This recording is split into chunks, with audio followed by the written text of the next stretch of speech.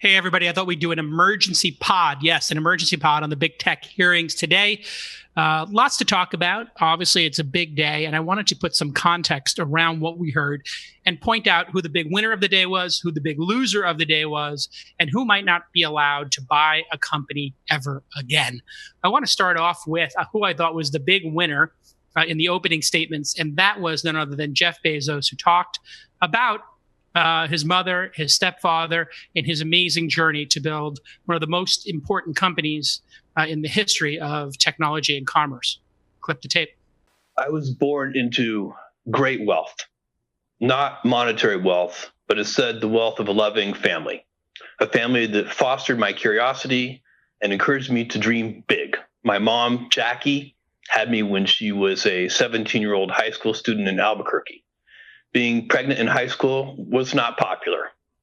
The school tried to kick her out, but she was allowed to finish after my grandfather negotiated terms with the principal. She couldn't have a locker, no extracurriculars, and couldn't walk across the stage to get her diploma.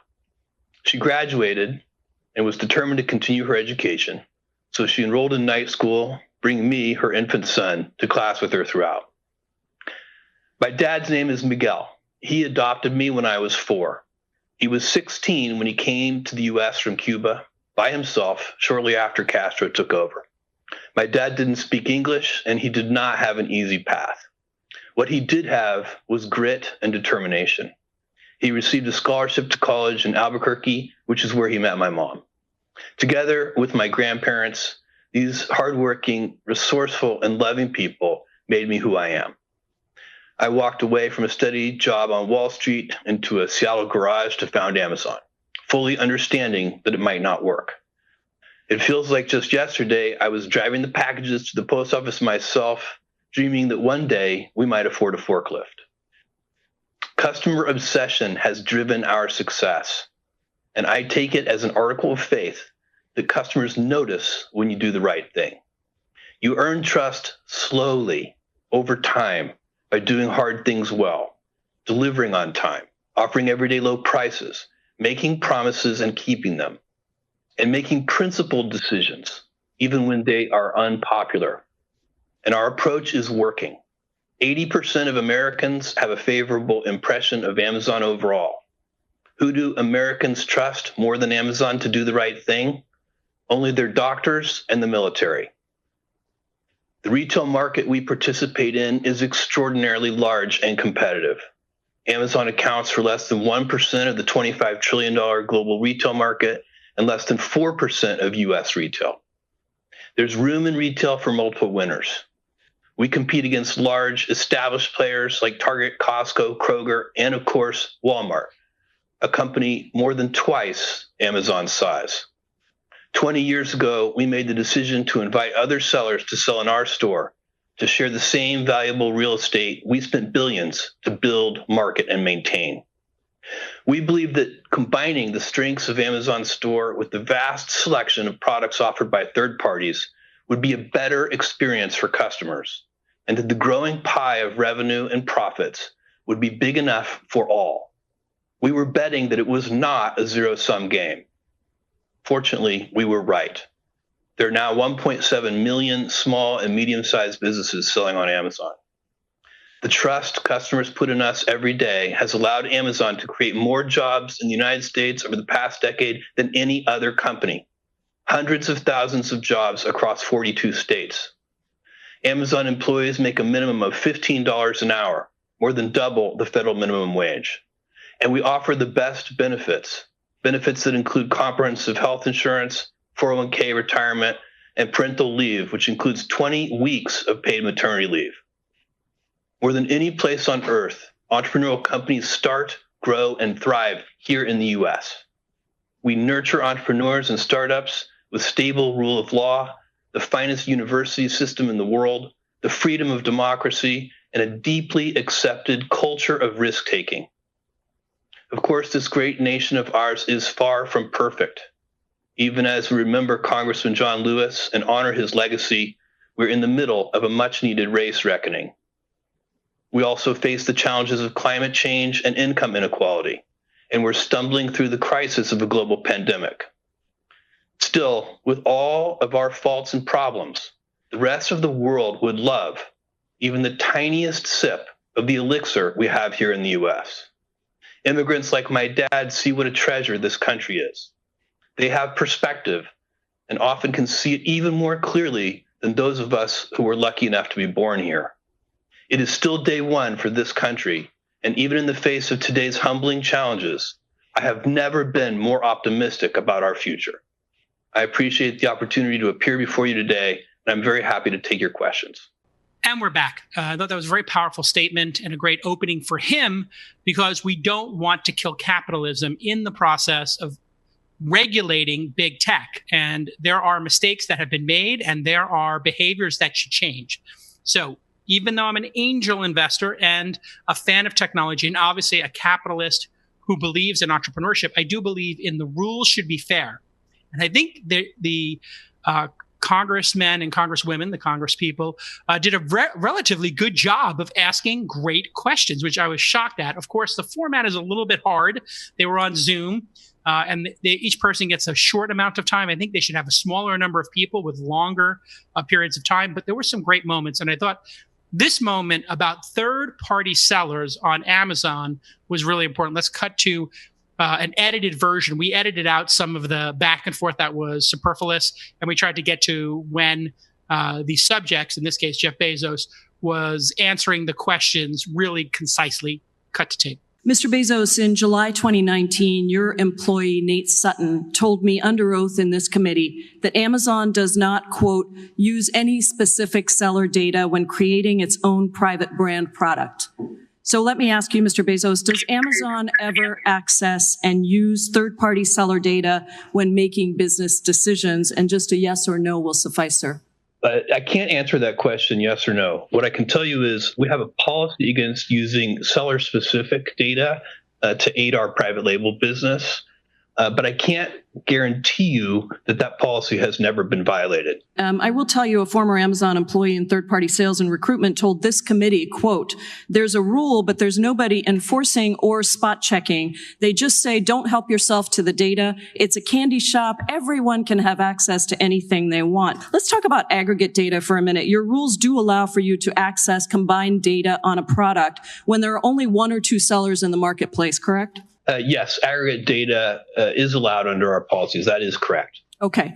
And interviews with former employees have made it clear that that aggregate data essentially allows access to highly detailed data in those product categories. There's the example of Fortem, a small business that had no direct competitors except for Amazon Warehouse Deals, a resale clearance account that only sold 17 units. An Amazon employee accessed a detailed sales report on Fortem's product with information on how much the company spent on advertising per unit and the cost to ship each trunk. And then Amazon launched its own competing products in October 2019. That's a major loophole. And I go back to the general counsel's statement to this committee very clearly that there was no access to this data, that Amazon does not use that data for its own benefit. And I'm now hearing you say, well, you're not so sure that that's going on.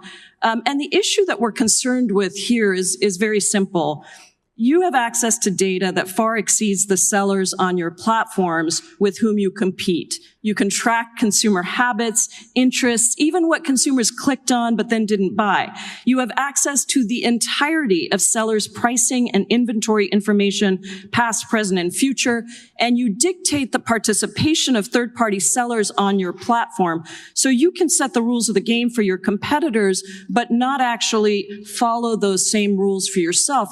Okay, we just heard from Representative Jayapal, hopefully I'm pronouncing that correct, who's a Democrat, asking Bezos specifically about, do they use sensitive data that they collect from third-party sellers to compete with them? There's been a lot of coverage of this. And you saw Bezos say, hey, listen, I can't guarantee this didn't happen. And obviously, there's a lot of evidence that it does happen.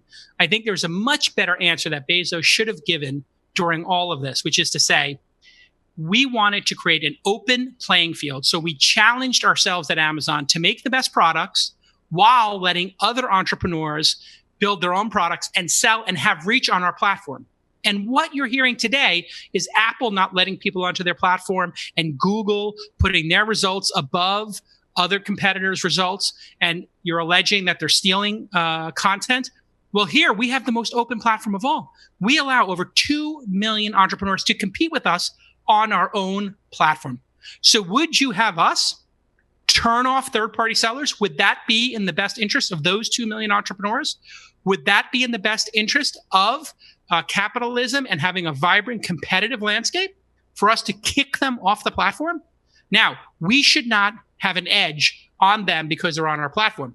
But if your product is so simple that we can copy it and make a better version that's cheaper, or another third-party seller can make a better version, well, isn't that the core of capitalism? So why don't we let people compete and lower prices? That would have been the perfect way to turn the tables on, these Congress people, because what are they going to say? Yeah, you should turn them off and you should have a monopoly and only sell your products on there. That would be crazy. And in all fairness, Amazon has another way they could have dealt with this, which is to say, Congresswoman, I understand your concern. Number one, as I previously stated, we allow people to compete with us on our own platform. Number two, people do not need to be on our platform. They could be in Target. They could be in Walmart. They could have half of their products, like many of them do, on their website and use our platform to just promote half of the products and not even the good ones, and just use us as branding, which is how a lot of direct-to-consumer companies actually in reality are using our platform. Would you rather stifle competition or allow competition? And that's really what the core of this is. And if you have better suggestions for me than us allowing 2 million people to sell on our platform, I am open to them. And that would have changed the entire dynamic. Amazon is the most open of all the platforms. What Amazon does with third-party sellers is the equivalent of Facebook allowing people to take the social graph and take all of their content and just in one click put it somewhere else. That's what it would be like if you could just take your whole Facebook graph and move it over to your own service or another service like Twitter, which they don't allow. Another way to look at this is Amazon is like if Apple allowed anybody to put an app store on their platform. Amazon sells their products or Amazon basic cables. If Apple wants to sell their cables or Facebook wants to make USB-C cables, anybody can make cables. Anchor, let competition drive prices down and create innovation. So Amazon won the day. They could have done a better job. They should have done better coaching for Bezos. But overall, I think he came out best. And now let's get to who came in worst. That buy off potential competitive threats violate the antitrust laws. In your own words, you purchased Instagram to neutralize a competitive threat. If this was an illegal merger at the time of the transaction, why shouldn't Instagram now be broken off into a separate company? Well, Congressman, I think the FTC had all of these documents and reviewed this and unanimously voted at the time not to challenge the acquisition. I mean, I think with hindsight, it probably looks like obvious that Instagram would have reached the scale that it has today, but at the time it was far from obvious. A lot of the competitors that they competed with in mobile sharing, including companies like Path, which were hot at the time and had great founders and entrepreneurs running them. Dave Moore and I worked closely with him. I don't even think Path exists today. It was not a guarantee that Instagram was going to succeed. The acquisition has done wildly well, largely because not just of the founders' talent, but because we invested heavily in building up the infrastructure and promoting it and working on security and working on a lot of things around this. And I think that this has been an American success story. Well, thank you. Mr. Zuckerberg, you're making my point. In closing, Mr. Chairman, I want to end where I began. Facebook, by Mr. Zuckerberg's own admission and by the documents we have from the time, Facebook saw Instagram as a threat that could potentially siphon business away from Facebook. And so rather than compete with it, Facebook bought it. This is exactly the type of anti-competitive acquisition that the antitrust laws were designed to prevent. This should never have happened in the first place. It should never have been permitted to happen, and it cannot happen again. I yield back. Okay, this was amazing by Rep. Nadler. Just a great job because he was setting Zuckerberg up here because they have the inside information that Zuckerberg had conversations that they wanted to kill Instagram because it was competitive and that they had their own new product, Facebook camera, that was going to compete against it. And that he was setting the table not only that Facebook wouldn't be allowed to buy future companies, but that they might force them to spin out Instagram, which would be so damaging. And I think it's a 1% chance that this would happen. But the ability to force Instagram to be sold would be, it would just absolutely crush Facebook stock while Instagram would soar. And of course, Instagram would be owned by Facebook. So it would still be a victory ultimately for Zuckerberg because he would have shares in that new company. But this was really well done. And then you saw Zuckerberg say, well, there were other competitors out there like Path.com, which Dave Morin created. Dave Morin worked for Zuckerberg. Zuckerberg stole a ton of features from Path.com.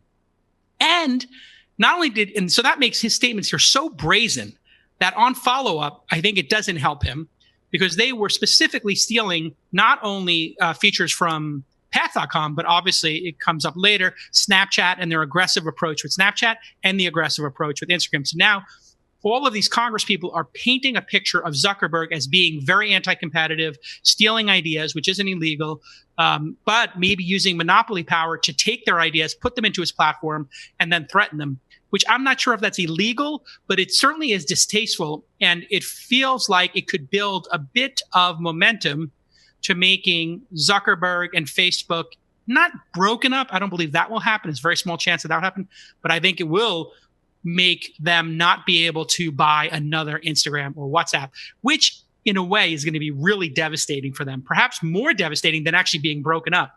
It might be wise for Zuckerberg right now to just spin out WhatsApp and say, hey, WhatsApp's going to be its own product and I'll put somebody in charge of it. That would actually be a power move by him. But here he comes across looking terrible.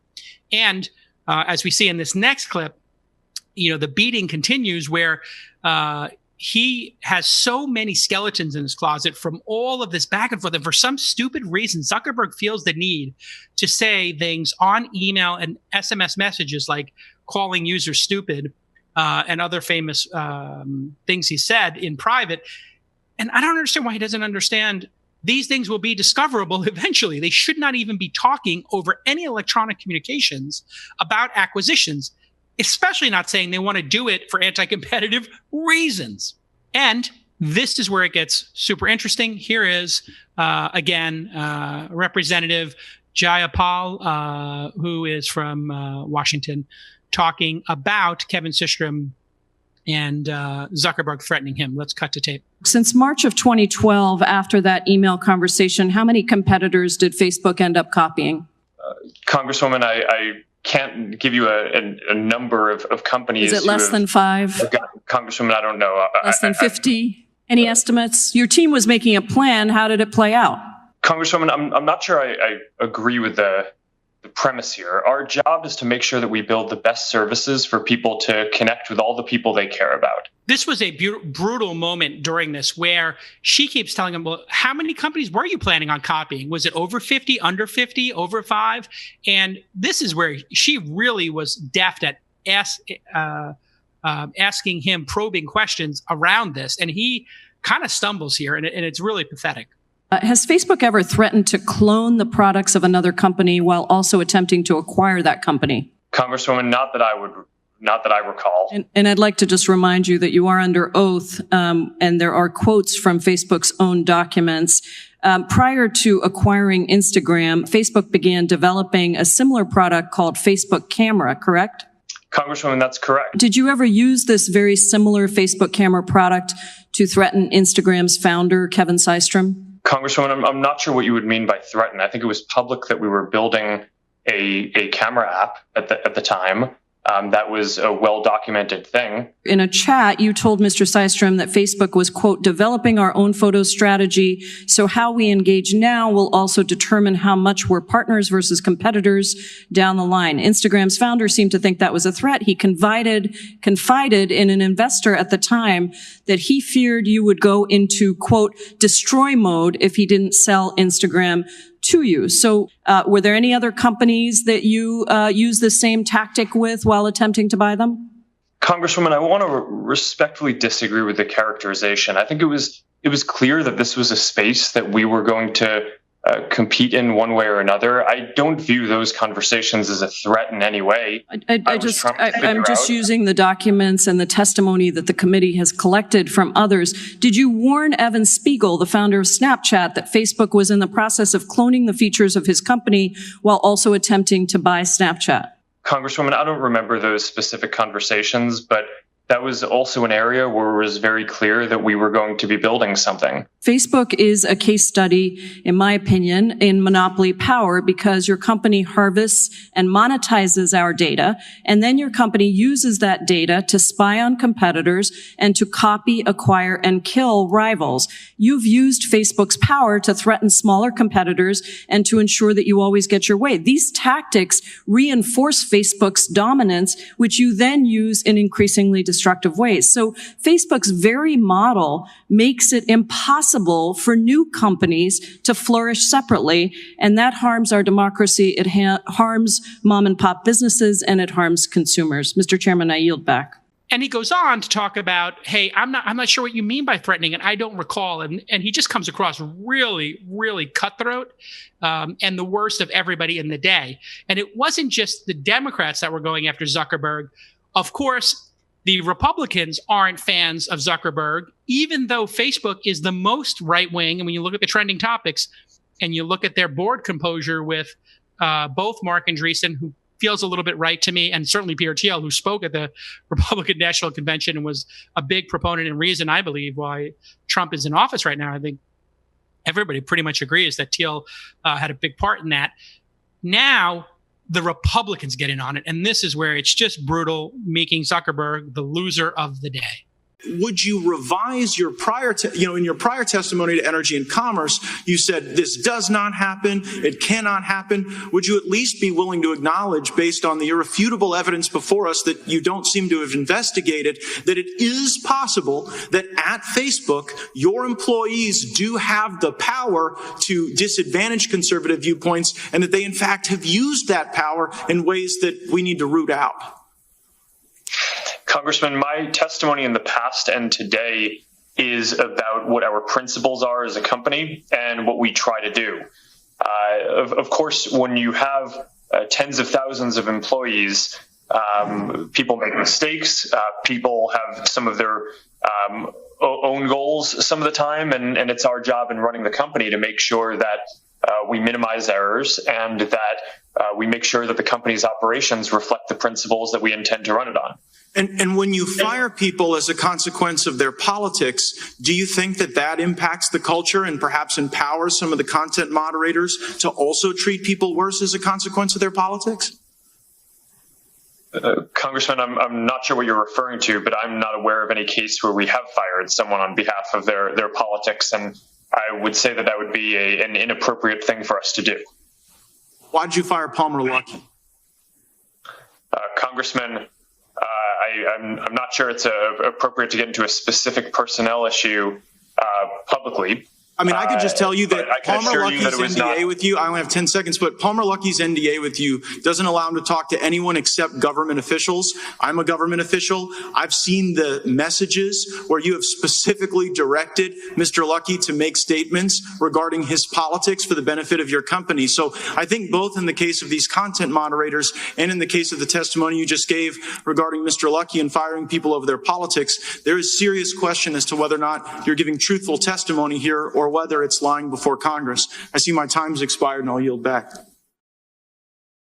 Okay, so now what Matt is talking about in the first part of this is content moderators are low-paid employees who Project Veritas, which is this right-wing hidden camera group that I think Peter Thiel actually funded, somebody can fact check me on that, or was a fan of, they caught these people who are moderators talking about how they tip the scales to the left and to liberals or Democrats, et cetera. Now, obviously, if you have thousands of people moderating content and they're incredibly low paid, grunt workers, for lack of a better word here, of course they're going to tip the scales in one direction or the other. What Zuckerberg should say is, well, we have checks and balances on that. If somebody says something is too far to the left, we just look at their history and they would have been fired. So we would have eventually caught them. And in some cases, we have 3 people blindly look at the same objectionable content, and we'll look at is there any difference? Do all three people agree, or do 2 out of 3 people agree on this piece of content and this moderation? That would have been the right answer.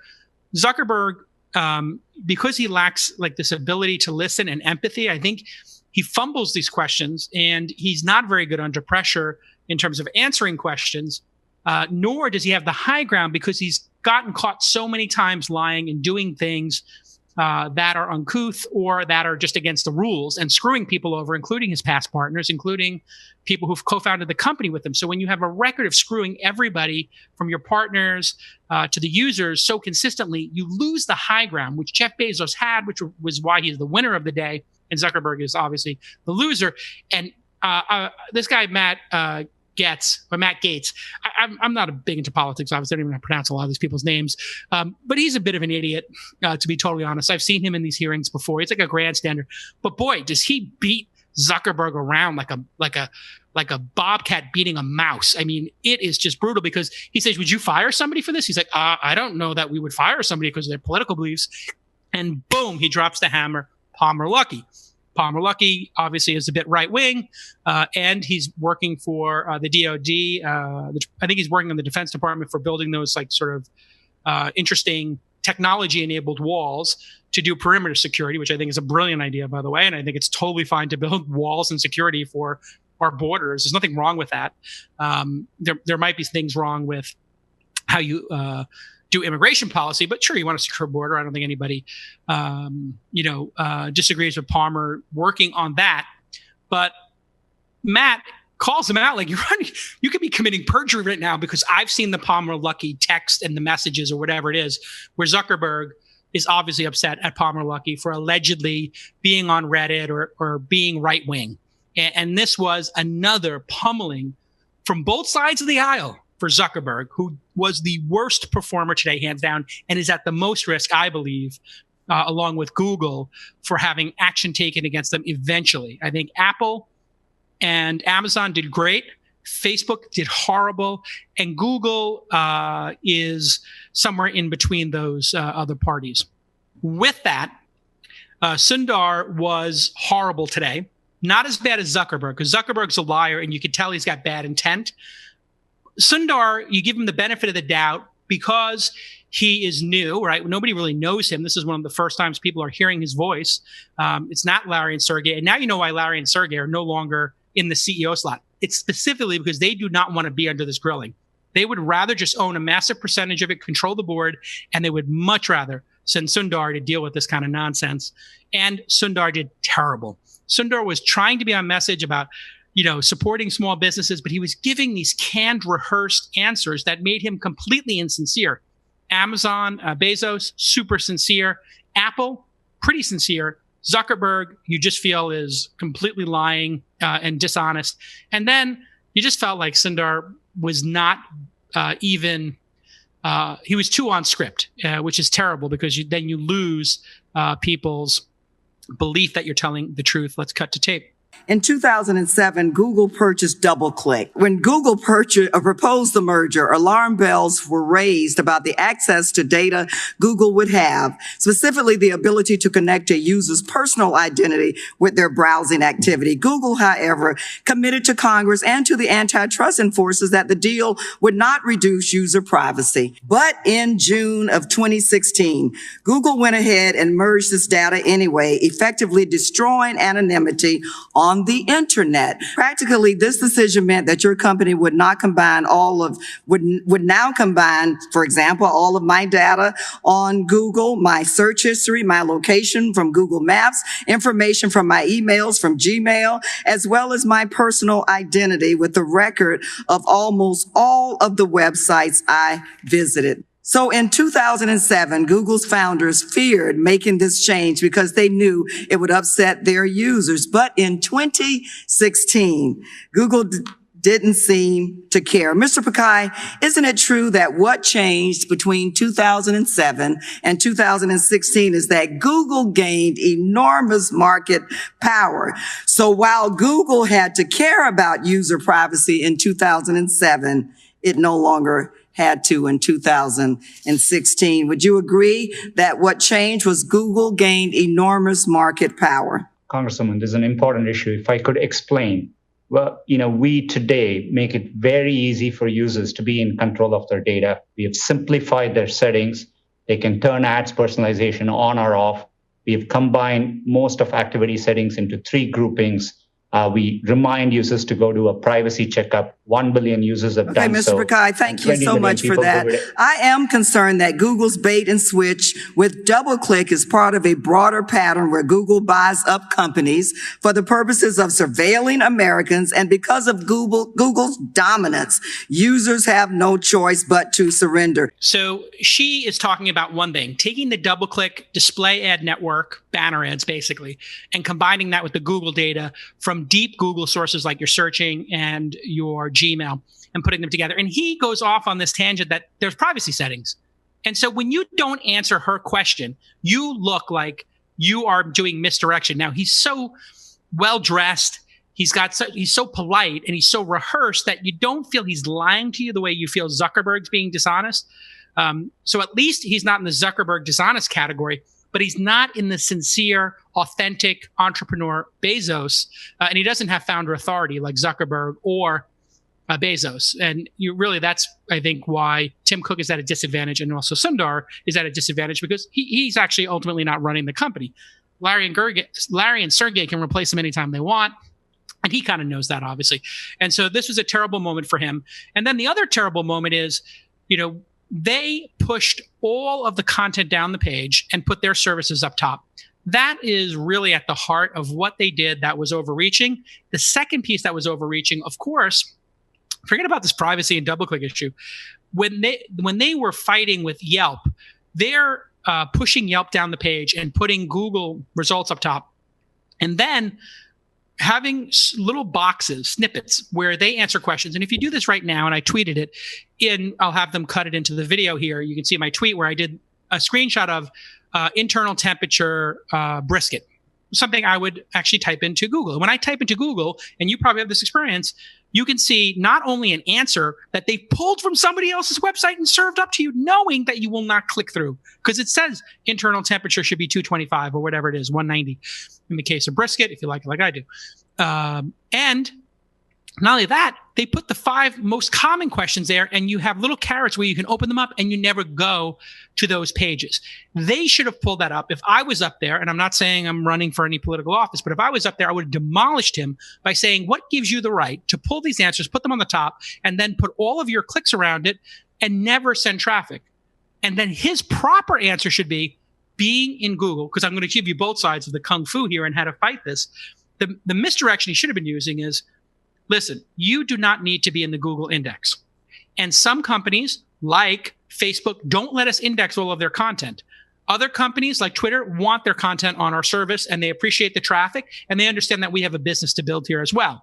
And if Sundar spoke like that, the way I'm speaking right now, you can opt out. You don't have to be in Google. You can just go to your robot.txt, and if you put in there that you don't want us to crawl your webpage, we will not crawl it. And if you find any webpage in here and there's anybody who doesn't want their site crawled, please email me at sundar@googleinc.com and put no crawl in your subject line. And I'll make sure the no crawl team takes you out of the Google index so you don't have to worry about this.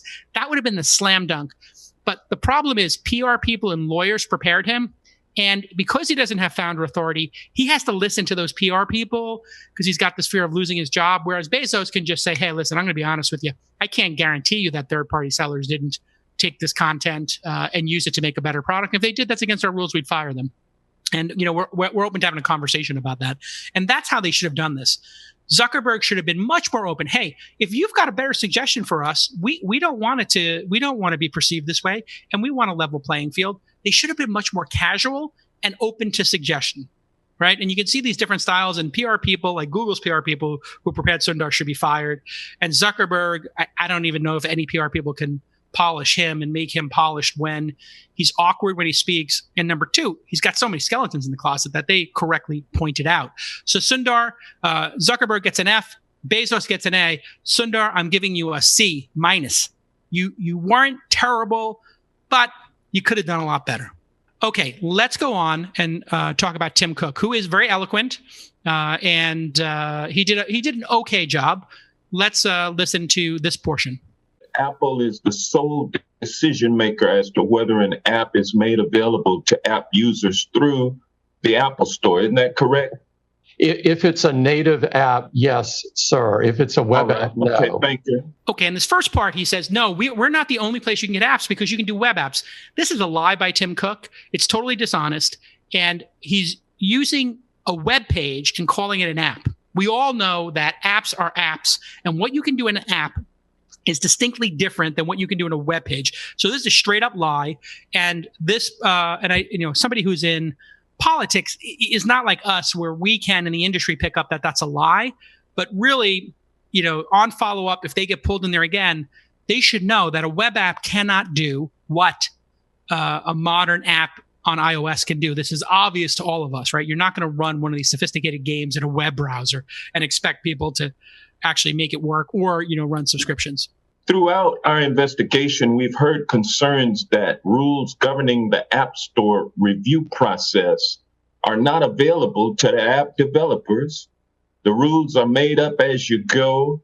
They are arbitrarily interpreted and enforced and are subject to change whenever Apple sees fit to change. Also, the rules get changed to benefit Apple at the expense of app developers, and the App Store is said to also discriminate between app developers with similar apps.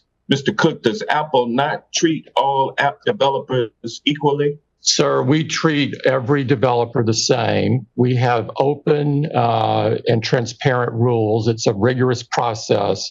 Because we care so deeply about privacy and security and quality, we do look at every app before it goes on, but those rules apply evenly to everyone. And as you can tell by going from some developers are favored over others, though, isn't that correct? That is not correct. We do a lot of things with developers, including looking at their beta test apps, regardless of whether they're small or large. Now, the next part where he gets it wrong is, and I think Tim Cook is, somewhere between Sundar's like over-polished and maybe a little more authentic, like Bezos. He said, hey, listen, we have transparent rules for the App Store. The last descriptor anybody in our industry would give the Apple App Store as a descriptor would be transparent. And it's opaque to the level of absurdity. Like, people can't get an answer. Do you just remember hey.com? Why did nobody bring up hey.com here and say, hey, do you know that hey, and maybe I didn't see every single minute of the hearing today. I had to step out for a little bit. So maybe it did come up, but I don't think so. And they could have just said, hey, why did hey.com, not be able to get an answer? And the fact is, there is no way for you to get an answer from them. And there's a very simple solution here. And this is why I think Tim Cook really needs to think about this.